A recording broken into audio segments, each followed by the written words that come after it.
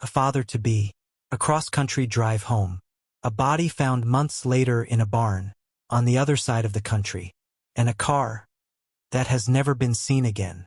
This is the strange, frustrating, and heartbreaking case of Mateusz Kawecki, and the unanswered question, was it suicide or something far more disturbing?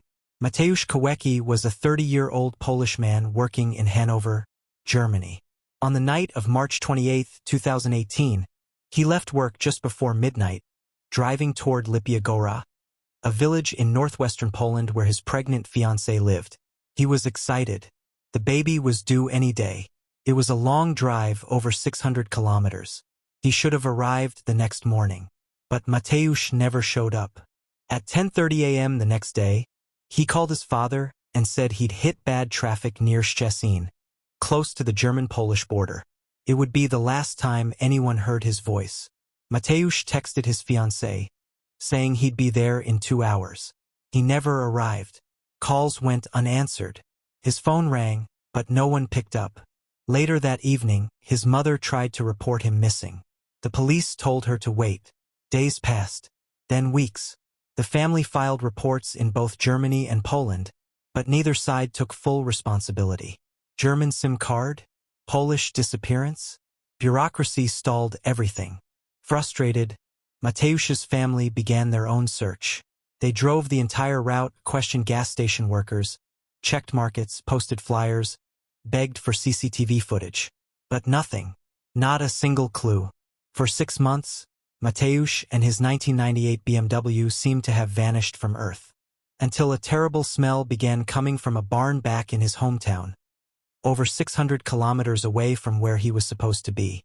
On September 12, 2018, a neighbor checked the barn's attic. There, he found a pile of clothes. It was a body, a decomposed head, torso. Mateusz's backpack lay nearby. Inside, his wallet, some cigarettes, a water bottle, and orange juice. His family said he hated orange juice. There were 2 nooses hanging from the ceiling.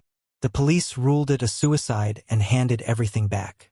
But things didn't add up. For days later, the family found Mateusz's severed foot still in his shoe in the barn, missed by investigators. His teeth were found stuck in his clothing, bloodied. The barn was used all summer. How could no one notice a body hanging just above?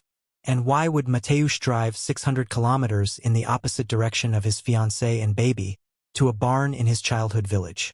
The car was never found. The keys were never recovered. His phone called his uncle after he supposedly died. And there were public transit tickets dated after his disappearance. The police stood firm. They said it was suicide. Case closed.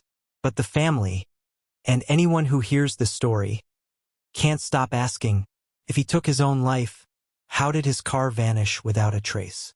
How did his foot go unexamined? Why didn't anyone see a body hanging all summer? Mateusz Kawecki's story is one of silence, loss, and a system that failed a grieving family. If you found this case as chilling as we did, don't forget to like, subscribe, and hit the bell icon for more true crime stories every week.